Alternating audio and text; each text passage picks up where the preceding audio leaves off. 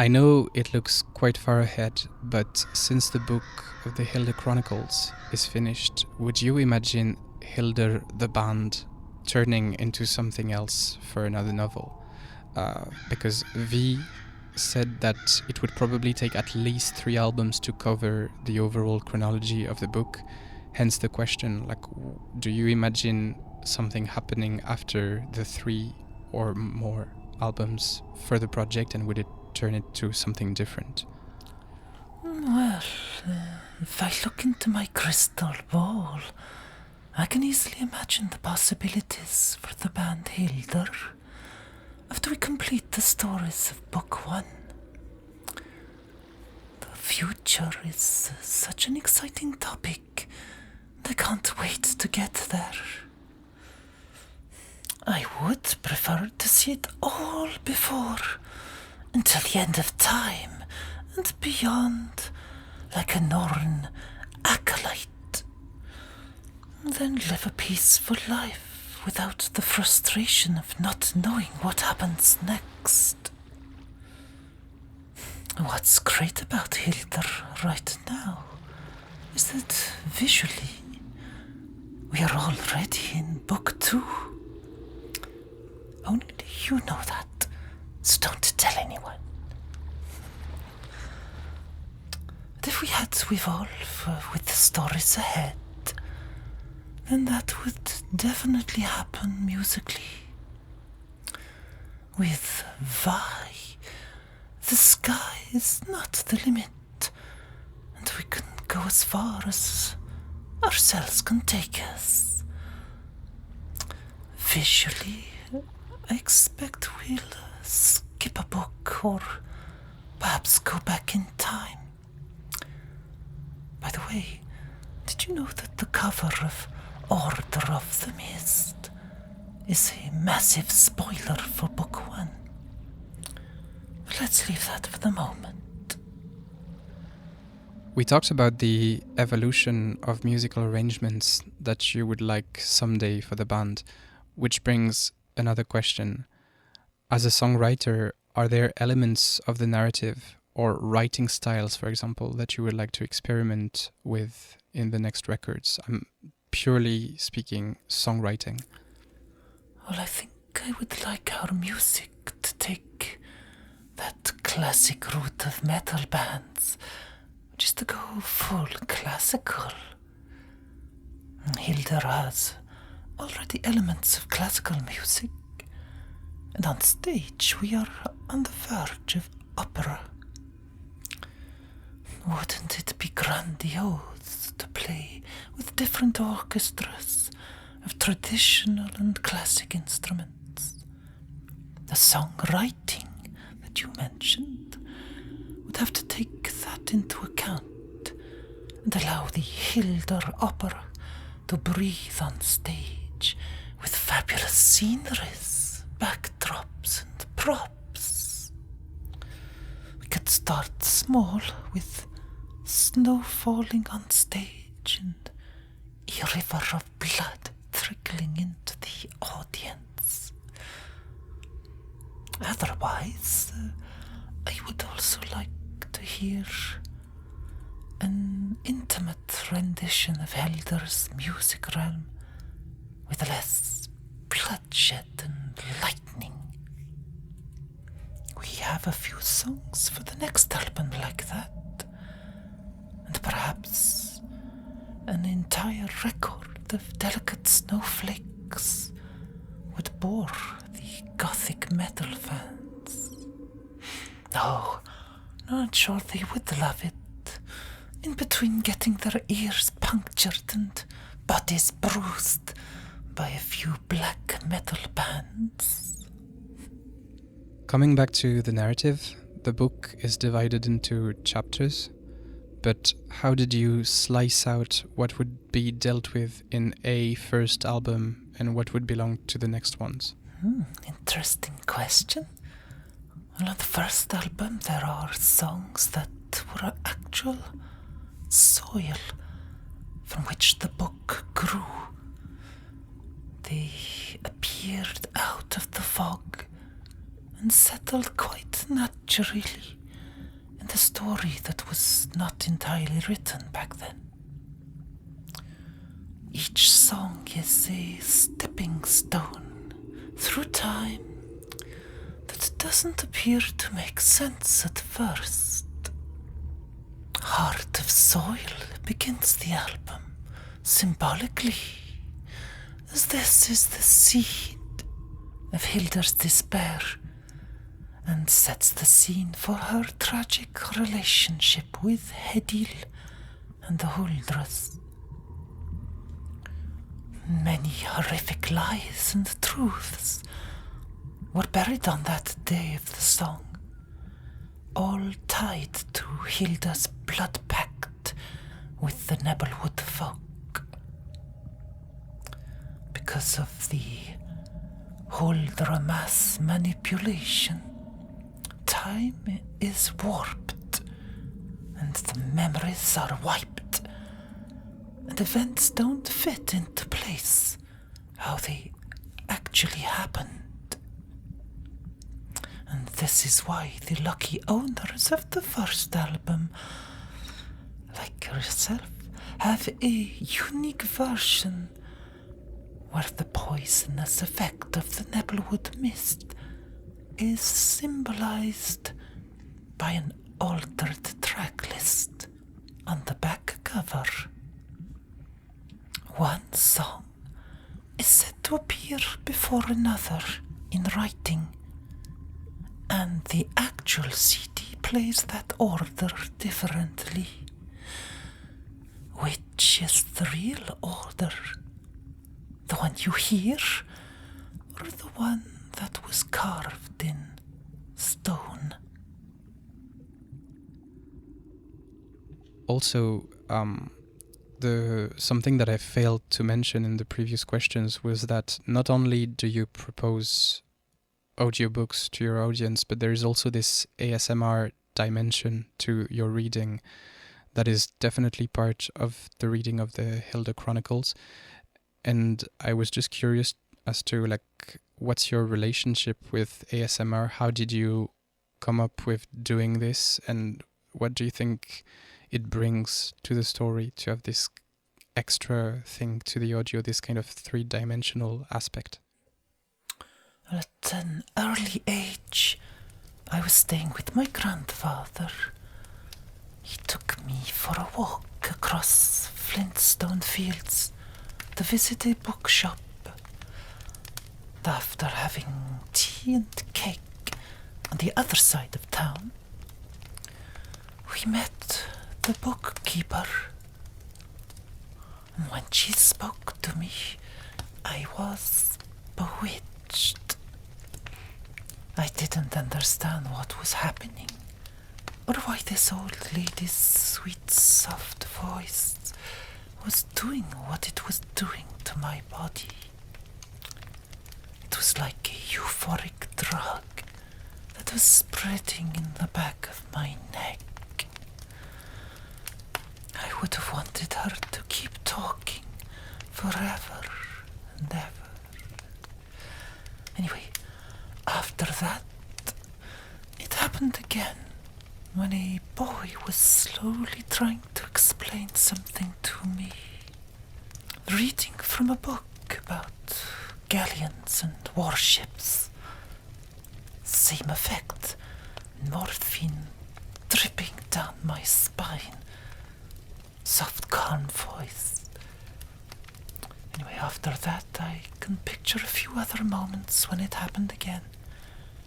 But nobody I knew had ever shared the same feeling.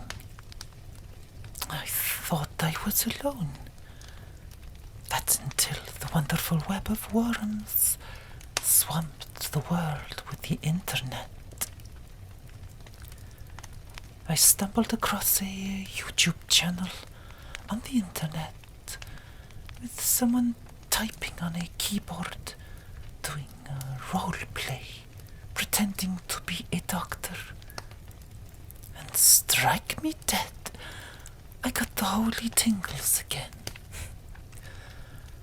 I found out that Tingles is actually a thing, And the whole process of generating them was coined ASMR. As for why I added the ASMR hashtag to the Hyldr Chronicles, I think it was because of V, who likes to be called Vi. After watching my first chapter, he said it sounded like ASMR. And since I used to watch it a lot, I thought, why not?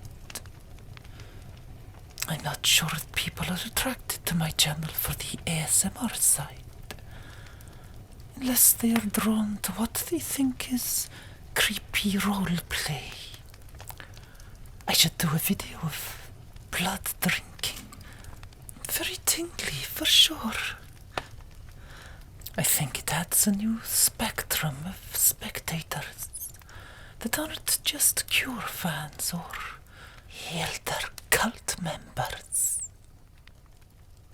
When I saw you playing live, I was stricken by the floating, ghost-like gesture that you adopt, and I was just curious as to how did you shape your attitude on stage? How did you decide that? Or actually, did you decide that? Or did it just come with the flow? I love that description of floating, ghost-like gestures. It reminds me of Yuki-Oe, the pictures of the floating world. The way I move on stage is something I do naturally when expressing music that I play or hear. That sounds like a poor definition of dancing, doesn't it? Well, music for me is the invisible world, similar to the parallel world of ghosts. You can meander through both worlds and try to pluck whatever you can. My hands imitate the mist, which is the closest thing we have to what the living believe the beyond is actually like. We glide through the imaginary and sometimes hope it is only that, because how could we carry on our tedious lives if we knew what was really out there at our fingertips, whispering in our ears when we sleep, singing to our brain cells, urging us to whatever comes next. I hope to get better at floating with the dead on stage. And one day I might be able to do a worthy Japanese no performance. A no song and dance with the snow ghost Yuki from Kwaidan, whispering in my ear what to do and what to say. Still following that live aspect, as the years and albums go, would you imagine your appearance on stage changing for you or for your bandmates? Do you imagine some sort of like visual evolution on stage as the albums go? I think I spoke of that beforehand, but I would like to see the band evolve visually, yes. I need a bigger wardrobe with exceptional dresses and shoes. I would like to be financially apt to dress everyone else and make them wear incredible outfits. I just had a vision of the future show where we don't need to add real clothes. The audience sees us wearing these costumes thanks to their neural implants. as I spoke of this to V last week. It would be nice if the audience could see what I see on stage. The show that you saw at the Heresis Festival had so much to offer, with ghosts and ghouls on stage, tugging my dress and messing with my piano. Get a neural implant, buy the Hyldr app, and see what's already there. Hey, we might not even have to get out of our homes to play live. The web of worms is here. We're all connected, and yet never have we been so far apart. But I have to admit, I wouldn't be talking to you without the wild web of 1,000 hells. And I wouldn't know what ASMR is, would I? Talking about the concept and all the different meanings that are hidden in the Hyldr Chronicles, without giving it all away, if it were to spoil the experience, could you give us some clues on the importance of numbers in your narrative? Indeed, there are quite a few numbers hidden in plain sight, I should say. For example, the 3 bars of the H of Hyldr, or even your name, X, that really looks like a Roman number from an exterior point of view. What aspects of the narrative are you developing through numbers, if any? You know this one, don't you? 1, 2, 3, 4, 5. I just got the visualize. 6, 7, 8, 9, 10. Then I let it go again. I was once told that playing the numbers game of seeing them in everything is a path to madness. And yet they are there.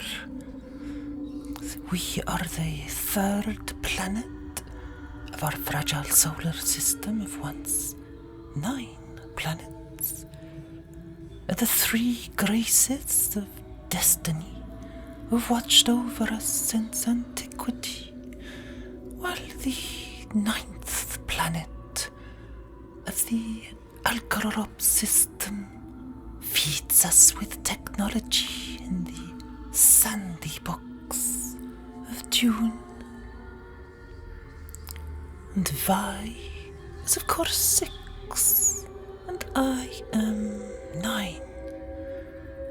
There are the 9 beneath the Nibelungen Mountains, and the 9 elsewhere too. The 9 cats of a cat, the 6 limbs of insects, the 9 universal substances of Hindu philosophy. And then there's the order of songs, the lack of order. What does it all mean, I wonder? In Hyldr, I can give one explanation for the H symbol. The entrance you should take if you want to survive when entering Nebelwood is through 2 tall milk trees, similar to our silver birch trees. That portal is protected by the Order and is symbolically under the spell of the Huldra, with their 3 clawed Drogar swipe of death. It is a curse or an enchantment. It depends on whose side you are. The second meaning of the H symbol is the Drogar desire to eradicate all humans, the bipeds on 2 legs, crossed out by the claws. It also asserts the Drogar as a superior race, according to them. The two bars also refer to animals and humans as two separate entities. The Drogar's three claws are a link between the two, a bloody one that either eliminates both options of beast or human and go for something else entirely, that superhuman or something else. The Hyldr are also a bridge between humanity and the animal kingdom, like a key to understanding each other and living in Stevie Wonder and Paul McCartney harmony, side by side on my piano keyboard. Oh no, why don't we eat each other's hearts out? The real meaning has yet to be revealed. Back to numbers.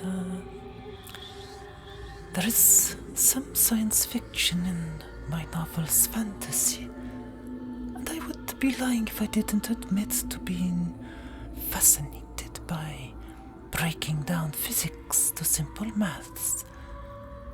Of course, as time goes on, these theories get tossed, but it does help us evolve, because we are a species that needs to evolve, right? Being myself pretty fond of languages, I was wondering if you would ever consider singing a song in a language that is not English. There are hints of Japanese in Woodland Shrine, but would a whole song be interesting to you? I would almost find it interesting to rule out language, like the Cocteau Twins' Elizabeth Fraser said she would do when improvising melodies and lyrics. I like to tap into that too, and sometimes believe I am singing in another language from another dimension. It is also commonly known under the scientific term of Shantig an Yaurt, I am told. The reason I don't use other languages for songs is the subtext connection with words you don't get when you don't master another language. They're also personal and collective, hidden, forgotten and rumoured flavours to every word of one's native language. Those secret ingredients do add something intangible to one's singing. I do, however, love to pretend I can speak Spanish or Chinese and improvise wonderful songs of old. That does get a bit offensive at times, culturally speaking. It's not as if anyone's eavesdropping, right? I'll pick up my phone and it's going to be suggesting tango or Tai Chi lessons. We talked about this before. We said that the music of Hyldr doesn't stop with the album because there's also a lot of music in different dimensions of the Hyldr Chronicles audiobook. Your channel contains many songs and even sometimes like full videos dedicated specifically to songs, such as the litany you sang over the shots of the film Possession. Would you ever consider releasing those exterior songs, like the songs that belong to the Hyldr Chronicles, on some anthology unit or some specific object, like maybe not album, but I don't know how you would see that, but would you ever consider releasing them in a certain way physically? Oh, this is today's 9th question. And like ninth songs on albums, they always have a special appeal. So, music in different dimensions. What a wonderful concept. This is also quite true. When you look at myself singing within the Hyldr band and on my own, while also playing music that is being played within the book at different times and different places and dimensions. I never really thought of releasing these songs that I put on YouTube. They're like transcendental rituals where I let whatever is beyond pluck my strings and guide me through the darkness. I do the same when adding melodies to songs by other artists, and let the magic of improvisation decide the fate of the musical alchemy. In a way, I do the same with writing songs, because I prefer to let the music flow out of me and dissect whatever happened afterwards. Vi is a great surgeon when it comes to dissections and glorifying dead corpses. It's another form of alchemy that works well in Hyldr. Otherwise, I would like to release something one day under the banner of perhaps Lady X. I still haven't written those songs yet. The ideas are there, but I probably need more time in hell. Going now on your performer's perspective, one might be very shaken by the variety of your vocal range, which really allows you to shapeshift as you tell the story of different characters and also as you sing about them. Were all those different voices always there very naturally, or did you discover some of them through your music training? How did you encounter all those voices? All the voices in my head? No, I've never had singing lessons, which is a blessing in disguise. I say in disguise because the inconvenience of not being taught how to sing means you take much longer to learn, if ever. You learn the wrong way, and you destroy your voice, and you imitate everyone else. The few times I spoke to a vocal trainer, I think they said that you have to seek your own voice within, not a parody of your heroes.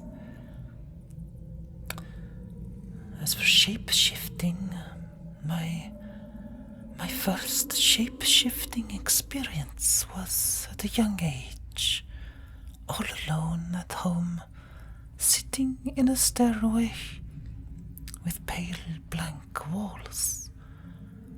I started to sing and couldn't understand how my voice was suddenly capable of going anywhere I wanted, of executing everything in my mind with ease and surprising elegance.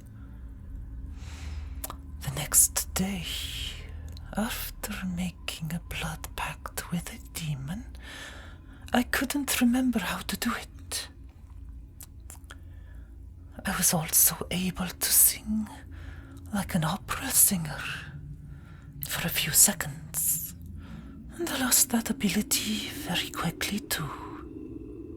And now, after a long and painful road, I understand my body a bit better, and I can let it express itself more naturally. There are still times moments when my bad habits take over and cloud my performances.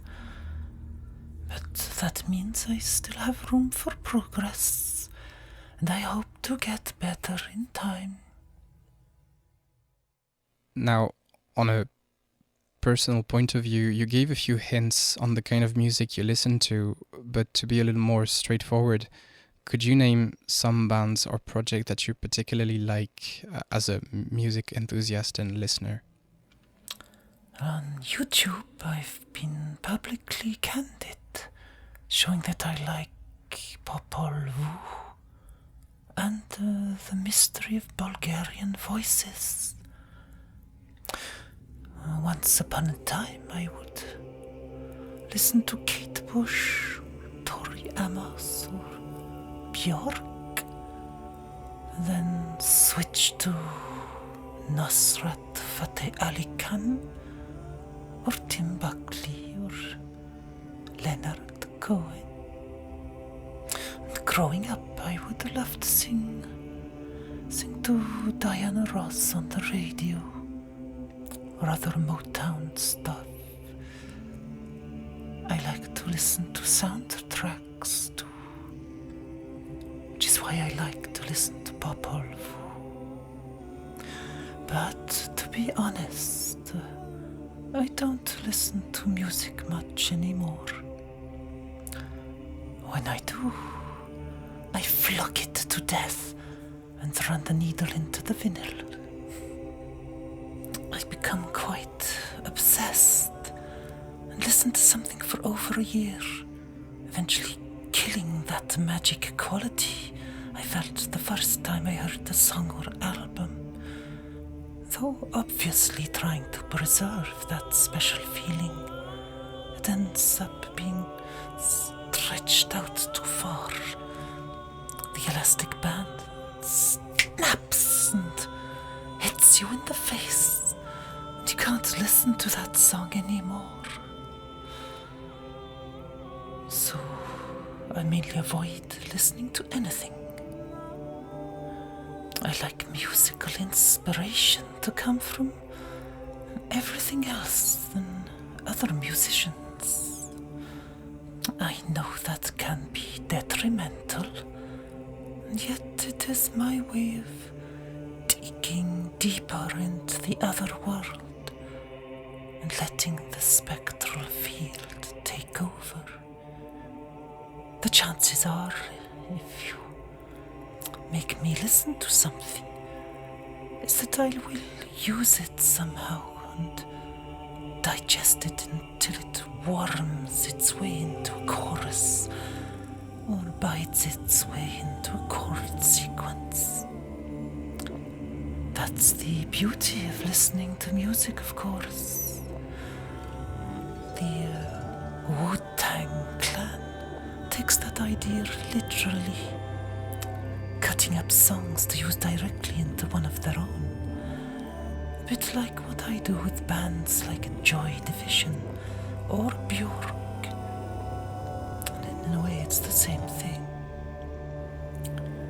Whatever we hear, like in the womb or on the radio, is digested, spread out through every cell, and expressed when playing music. These days, the digital platforms, the artist crushers, the more you listen to, the more you digest. And it is considered to be enriching. And as a cook, I'd consider that to be problematic when mixing too many ingredients in the same cauldron. And that's why I limit myself to a few artists at a time, or none at all, and count on the floating memories of songs I've listened to in the past, or how I remember them, which is more important than what they really sounded like back then. It's like when you hear music through a door or on the other side of a wall. You imagine what you are hearing, and sometimes when you are confronted with the actual song that's playing, it doesn't sound as good as how you imagined it. Okay, if you really want to know, I'm pretty jealous of Aurora's voice right now. Aurora, you know her? I haven't dared to listen to anything more than a few extracts. She seems amazing. I also like Aldous Huxley too. Aldous Harding. But one of my guilty pleasures, not Eminem, is listening to myself sing with Robert Smith on Pictures of You. The original song used to give me tingles, and I would always let it drift me elsewhere for over a year, until one day I wanted to share the way it made me feel before I lost that sensation forever. It has that ghostly quality you were talking about, and the alchemy there worked out okay. Thank you, Adrien. I am looking forward to part 3, because things always come in threes, don't they? Like the end of the Sphinx riddle. On 3 legs it walks in the evening. Can't wait to open that 3rd door. And in the words of Kyoko's loving parents, Apuno Paye Yan. Bye bye.